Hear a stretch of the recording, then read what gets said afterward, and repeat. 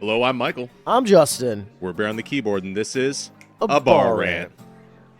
I almost said beer rant, dude. You I almost said did. it after all that. We don't beer rant here, guys. We bar rant. You want to do another take, or you want to just roll with No, this I want one? to roll with it. Cool. That's fine. It's fine. I'm good. All right. It sounded great. I mean, yeah. Hey, guys. You can see us now. We decided to fucking finally set up everybody? cameras.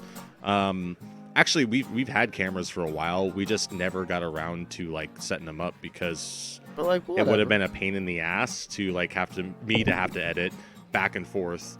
Like, oh, Justin says something, go to his screen. I said something, go to my screen, and so on and so forth. And I was like, fuck it, we'll just do a split screen. Yeah. Like, it seems like a pretty elegant solution to it, right? This is definitely the right solution. Yeah. So more work is stupid, and Yeah. people are like, yeah, if we could just see your faces, and it's like, God, I know we're beautiful, but not that beautiful. Right. Relax. Yeah, I feel that. Just hear our voices. Relax, just listen to us. It's fine. It's okay. We're kind of audiophiles anyway. Like, I give so much more of a shit about audio quality than I do setting up a shot. I did take my time to set up the shot, but also, I like setting up the shots, yeah. but also, I want it to sound fucking great. I can't even go back and listen to the older stuff that we've done. It sounds so awful. Oh, I've tried. I'm with you on this. Yeah. There's some things where I'm like, oh, what was that one thing? And then I find myself just like scrubbing through it as quick as I can to find something that I couldn't remember or I'm trying to recall because I'm like, I can't listen to this whole thing. Yeah. You guys should check it out, though. It's awesome. It's amazing. I mean, all of our old podcasts aren't available anymore. I just want bar rants to be bar rants, so I just kind of got rid of everything else. You can listen to us on our buddy Daniel Segura's podcast.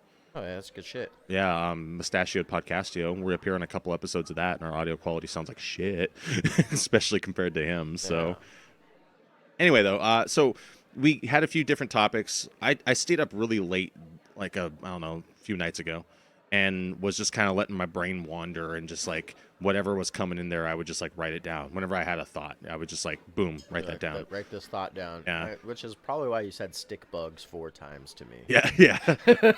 It's a weird thought, my friend. That's but... probably why you said there's a skull inside your head screaming over and over again. It's like I kept getting weird texts from you all night. No, so I wrote down why the PS2 is great. And then in parentheses, I said, or is it? Or is it? So I'm like, this could be an interesting topic of discussion. So let's talk about the PlayStation 2. I think that this is a good segue from our Internet Archival episode that we did last. I think that the PlayStation 2 is a great fucking piece of hardware. Is it all it's hyped up to be? It is the greatest selling, if I recall correctly, isn't it the greatest selling video game console of all time? Is either that or the NES. But I can't remember which one. I don't remember. Yeah. Ooh. But I want to know. I like that you put the or is it. I think this is a great topic. It'd probably be more interesting if we had someone here who was like, I absolutely hate that console.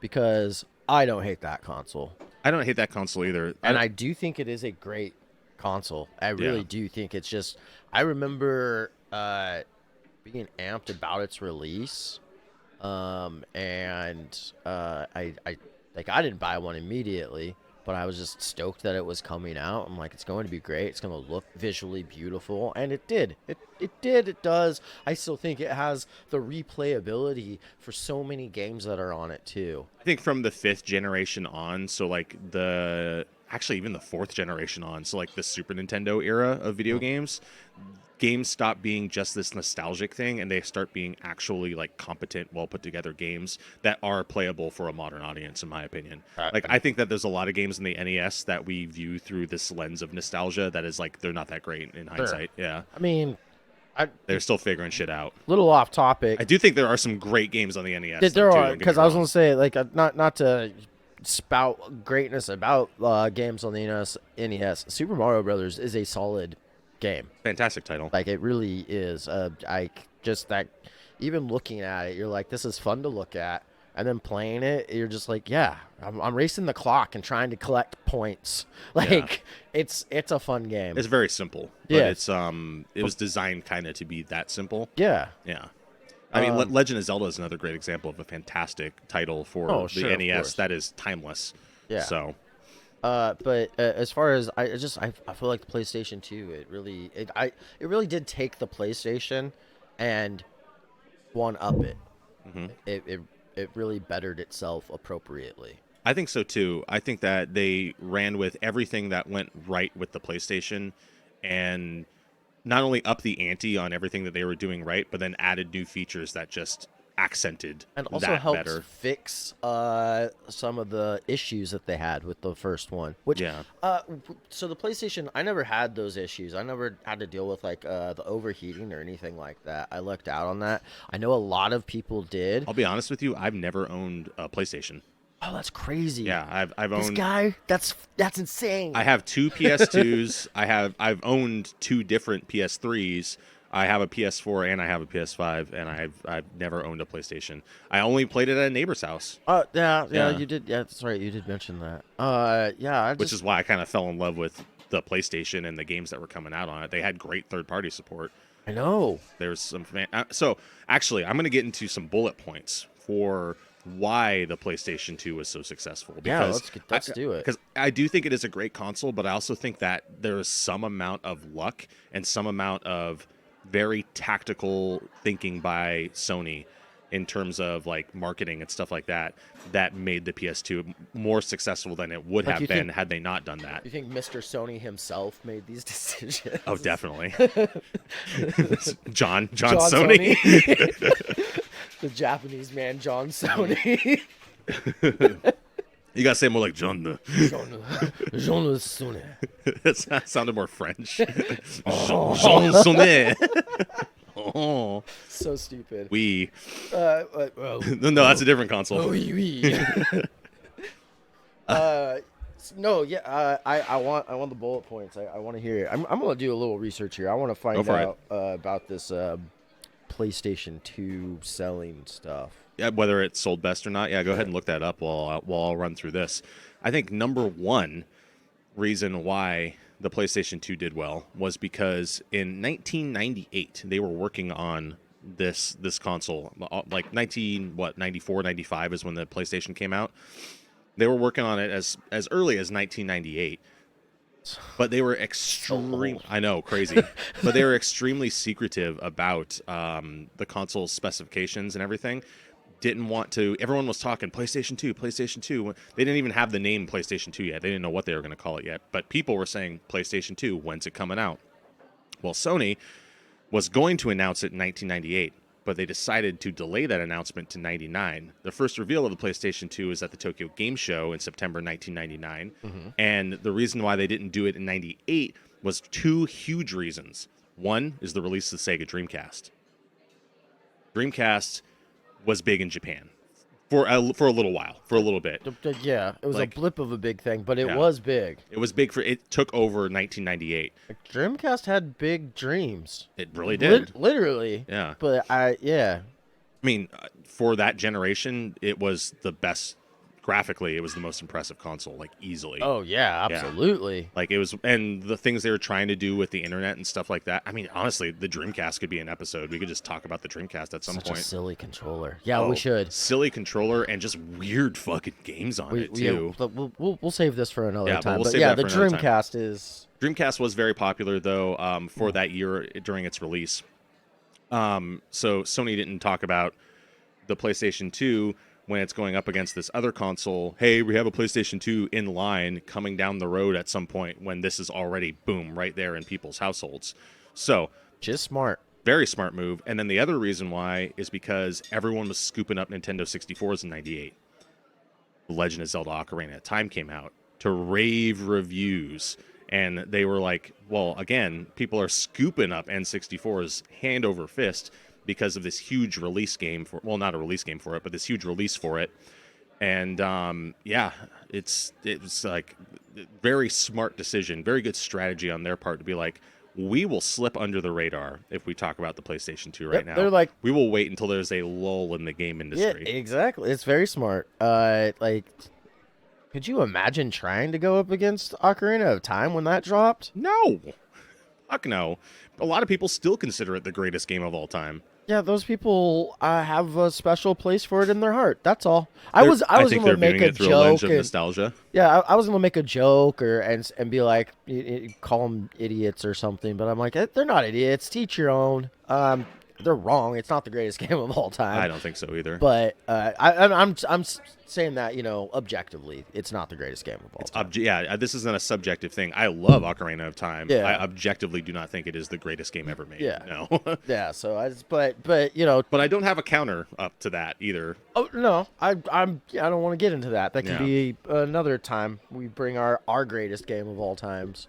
Be a good discussion in the future, yeah. But I, I couldn't imagine. I can't even think of anything else that came out when it came out, and I know other stuff did, but that's how. Well, yeah, the PlayStation 2 was released in 2000.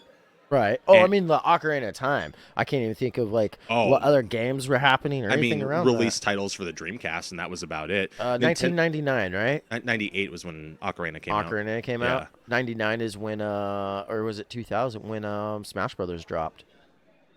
I think Smash Brothers was. Or was that 98 as well? It was either 98 or 99. I think it's 99. It might have been 98 because I know that 98 was a fantastic year for Nintendo. Yeah. Basically, the N64, not to go on too much of a tangent here, but the N64 only sold when Nintendo was releasing good games for it because they were really slow to release because programming times were enormous because it was still a cartridge-based system, and they were doing almost everything in-house due to having practically zero third-party support. Yeah. So they basically had Rareware and Intelligent Systems, and that was like the only people who were making games aside from them.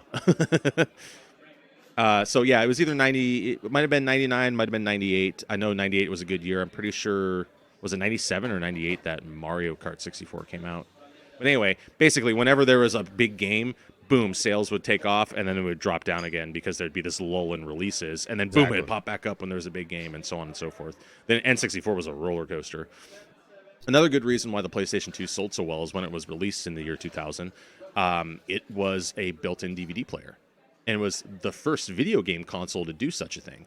Now, the Dreamcast may have had the capability of doing something like that, but they chose not to implement that. It ran on full-size DVDs. I'm pretty sure. Or was it CDs? I'm pretty sure it was DVDs. Had to have been DVDs. You're thinking about it now, but it had to have been DVDs. I know. You can't get that kind of graphical fidelity out of a CD. I'm certain it was a DVD. They just didn't translate it to the playing. Yeah, because a movie. there's so many things are region locked with film DVDs that you have to have certain tech in there. And Sony was originally going to have an add-on for the PlayStation 2 where you have to buy the separate peripheral to play DVDs, but they decided to just incorporate it into the console. Just put it in there already, and Yeah. they're like, okay. And when it released at $300 in the year 2000, it was actually upwards of $200 cheaper than DVD players on the market at the time, which was a fantastic reason for somebody to go out and buy a PlayStation 2, even though they did not have a lot of games for it when it first came out. But that brings me to my next point, backwards compatibility. Of all the consoles that were coming out in that generation, the GameCube, the Dreamcast, the PlayStation 2, and the Xbox all make up that console generation. The Xbox didn't have backwards compatibility because it was Microsoft's first entry. The GameCube didn't have backwards compatibility because they went from a cartridge system to a disc system. And the Dreamcast didn't have backwards compatibility for some fucking reason. Even though you think, fucking why not have your Sega CD catalog be able to be playable on... I mean, yeah. Or Sega Saturn, rather. Saturn, yeah. Your Saturn catalog, you should have had it, but I think they were trying to be like, let's not talk about the Saturn. Maybe. I don't know. The Saturn sold really well in Japan. It did. In America, the Saturn is a shit show. It was craptacular. I know zero people who owned a Sega Saturn here in the United States, but people in Europe who I'll talk to on like fucking Twitter or whatever sometimes fucking love the Sega Saturn. They got a ton of games for it that we didn't get over here stateside. So I'm like, okay, it makes sense. So why didn't they have backwards compatibility? Who knows? Point is, the PlayStation 2 did, which means your entire PlayStation catalog is playable on the PS2 as well as DVDs. They were trying to corner this. It is your family home entertainment center. Yeah. And they fucking nailed it. I was going to say, like, that's one of the reasons I think it did so well. I mean, all these tactical things, but they really were marketing it as like, as Nintendo was like, this system is here for the family to have fun, sit around this, and the family can have fun together. Sony with PlayStation 2 took that concept to the level to the era that it came out, where it's like you can watch your movies with your family on us. You can play the games, all the games you already have, play them, Yeah. enjoy.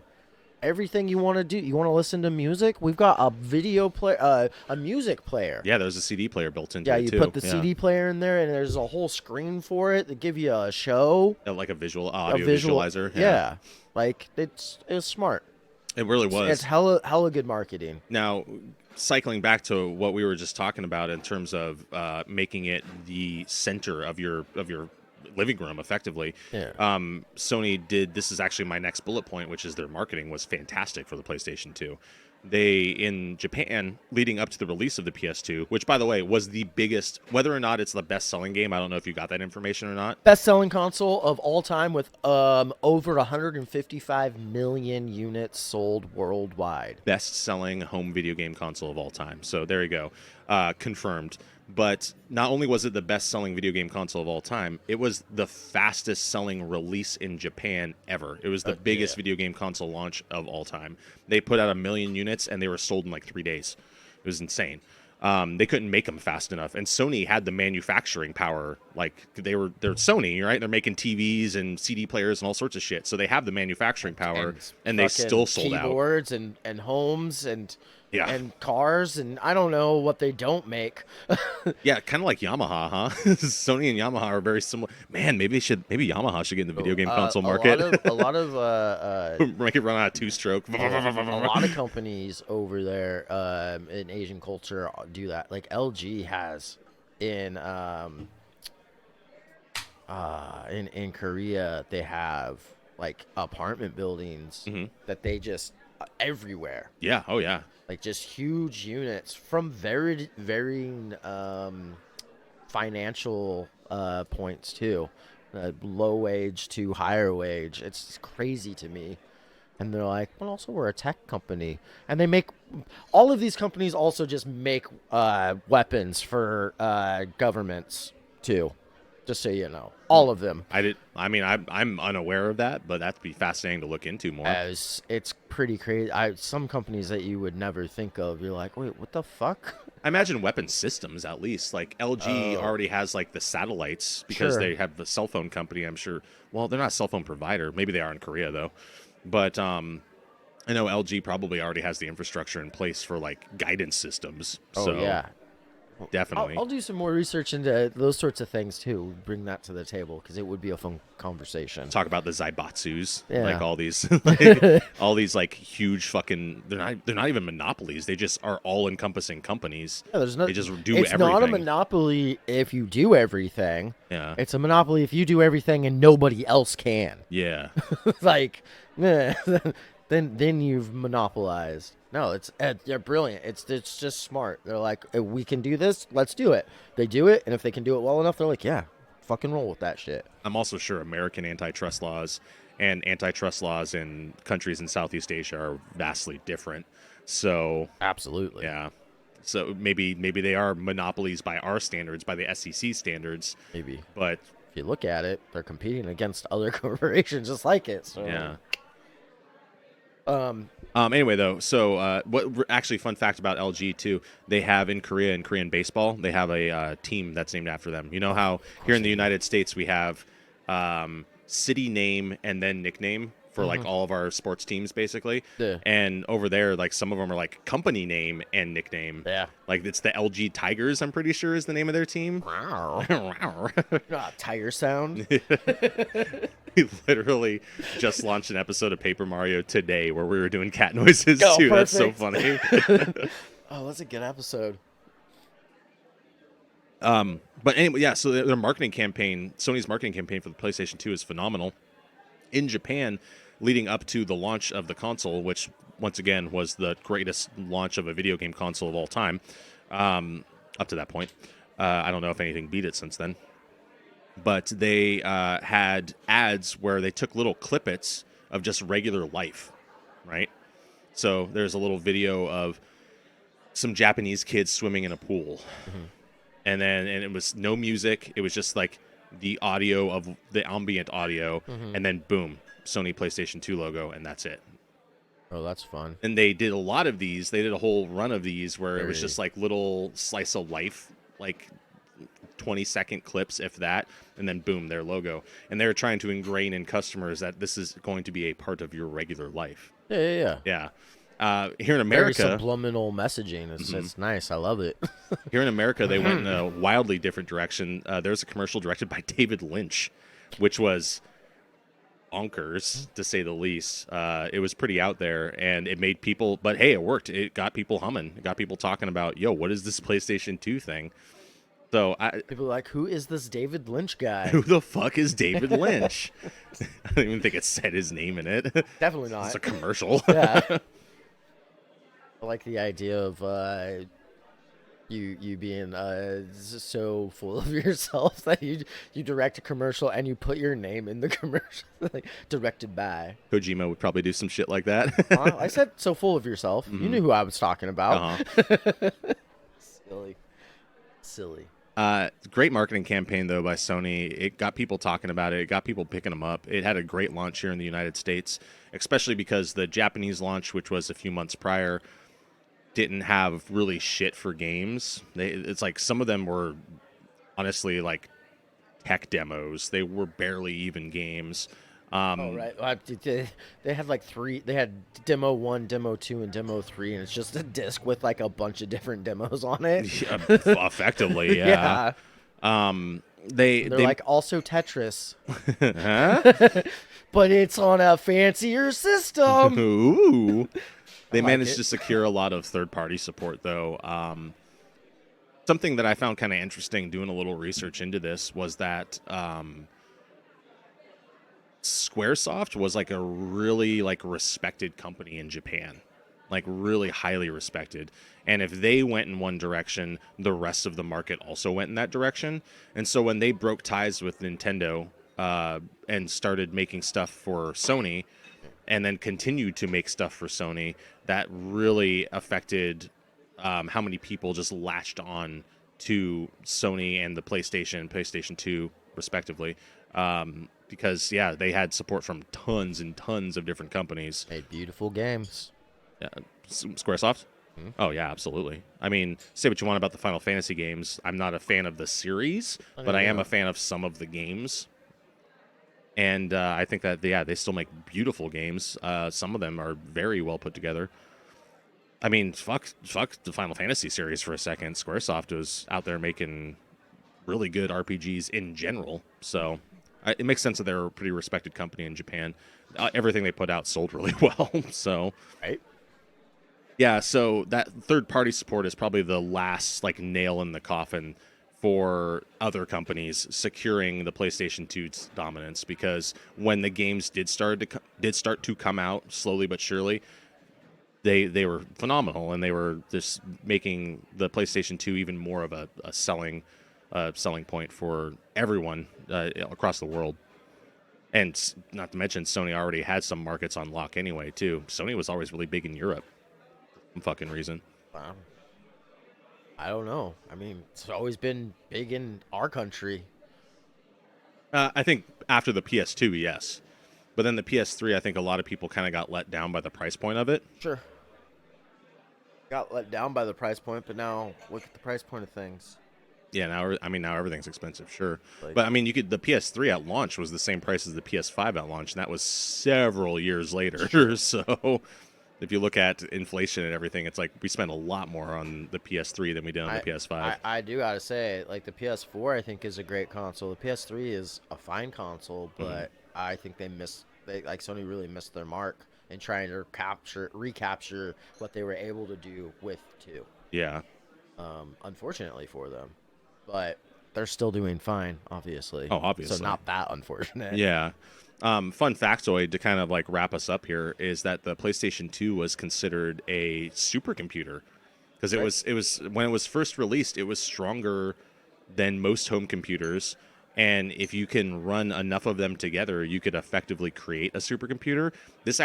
There was a rumor that they were getting shipped out to Iraq, where Saddam Hussein was trying to make a supercomputer. This was all false, but it did cause like there to be. They were going to Iran and then being sent secretly to Iraq from Iran.